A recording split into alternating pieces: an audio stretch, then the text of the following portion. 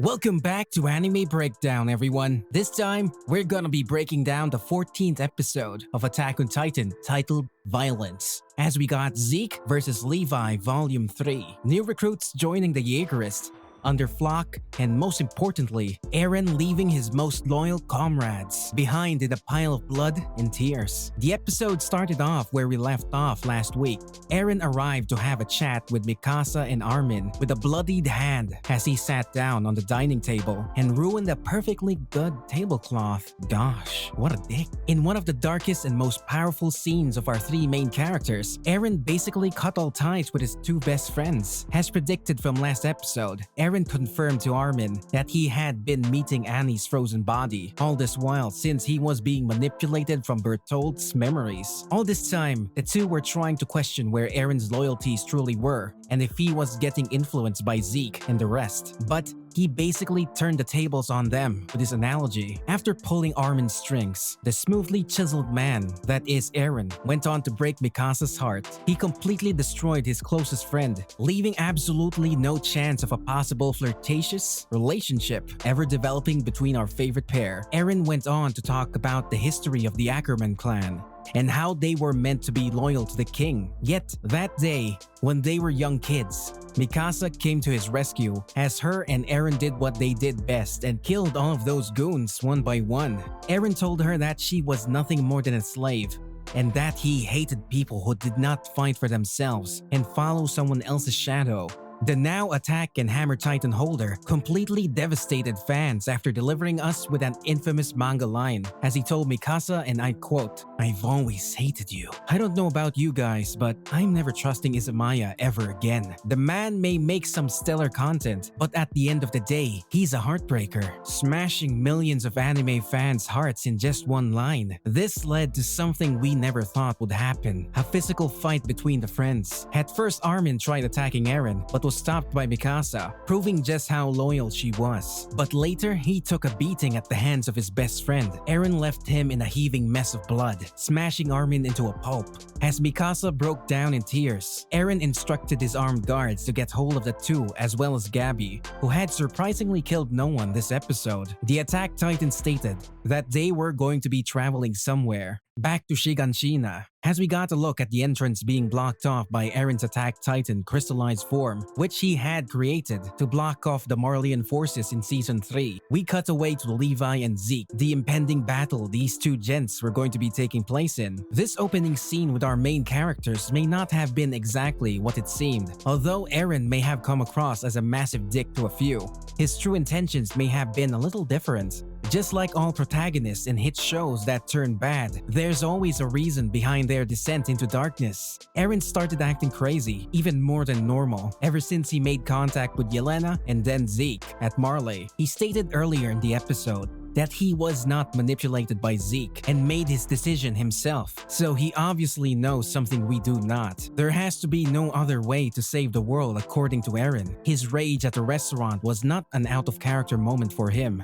since I believe he was trying to protect them. We all know how much Eren cares about his friends, as he's protected them whenever he could. This may have just been a way to ensure they stay away from any danger or get mixed up in something there is no coming back from. Although Mikasa and Armin are also quite a stubborn pairing, Eren is still trying his all to stop them from saving himself. He knows Mikasa would do everything in her power to save him. So maybe him saying he hates her is just a plan to stop her from coming to his aid. He knows himself he does not have very long to live, and hopefully, if it all works out, the war will be over and his friends could survive, since he did not want any of them to take over his Attack Titan form after he dies. Just a theory, but we have to wait more to find out the reality of the situation. The second part of this episode features our favorite sword-wielding, Titan fighting, and most importantly, non-alcohol drinking badass, Levi, who reassures fans that although he may not have all that much to do in the last few episodes,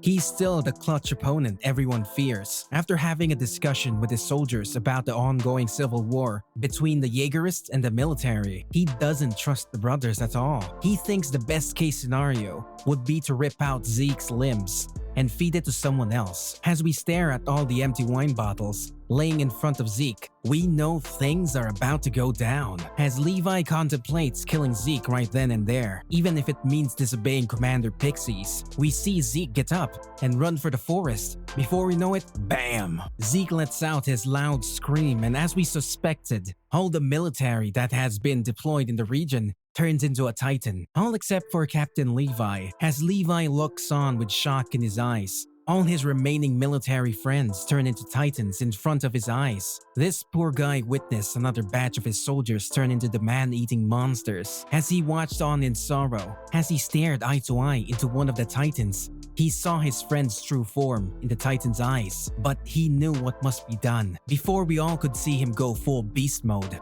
we cut to the actual Beast Titan, who was being carried around like a puppet by one of the other Titans. Despite doing all the puppeteering himself, just when he thought he was free, he looked back and there he was, a bloody Levi, waiting to get his hands on a beardo once again. In a kill similar to Levi's chopping down of the Beast Titan during their Season 3 battle, Levi's swords chopped across the one Titan on his way, leaving Zeke no choice but to turn into the Titan. Before we got the full-fledged battle between the two, we noticed how tremors were felt across all the military. Located inside Paradis, everyone felt a shock past their body after Zeke unleashed a scream. Everyone from Commander Pixies and his military to Falco had been injected with a spinal fluid. Good thing that Eren and Zeke only just met each other. Wonder who else they would have poisoned with spinal fluid if they grew up together. As we cut back to the fight, we see the Beast Titan use his surroundings as a baseball weapon, ripping apart his loyal Titan slave. As he rips apart his head, his shins, his back, and whatever remaining body part he can use as a baseball weapon. He plunges around the dead Titan, but misses Levi on every occasion. Levi, on the other hand, makes it 3-0 as far as stats are concerned, shooting the Beast Titan with the special missile weapons Hanji had created in Season 3, as we see Zeke's body going flying out of his Titan form once again.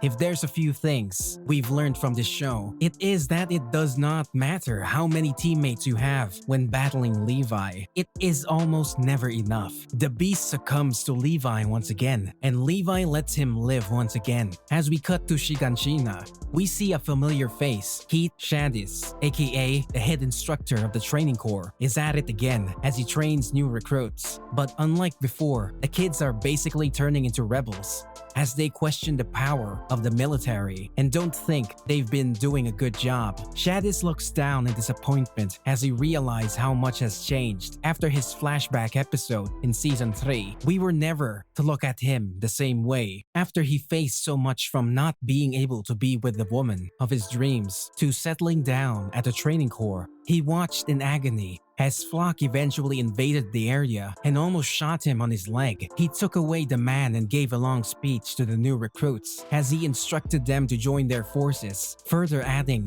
to their arsenal. The Jaegerists look quite unstoppable as they look to completely overthrow the government and hold Eren as their lone savior. This is where the episode ends, leaving us with lots of excitement for what is now to come. Now that we know that basically so many high-ranking officials have been injected with spinal fluid, no one is really safe in the island of Paradis. With an impending attack from the hands of Reiner and the other Marlians, Paradis has never been more vulnerable. Once the war actually starts between the two sides, the Jaegerists are gonna be the deciding factor in all of this. While they still eventually want to kill all of the Marlians, the deed is going to be very tricky since they have basically divided the whole country of Eldians. Eren is prepared to be as ruthless as ever as he's left behind his friendships for good. Will we see Paradis manage to fight back the civil war and the war for Eldia? Or are most of our fan favorites going to be demolished in this battle?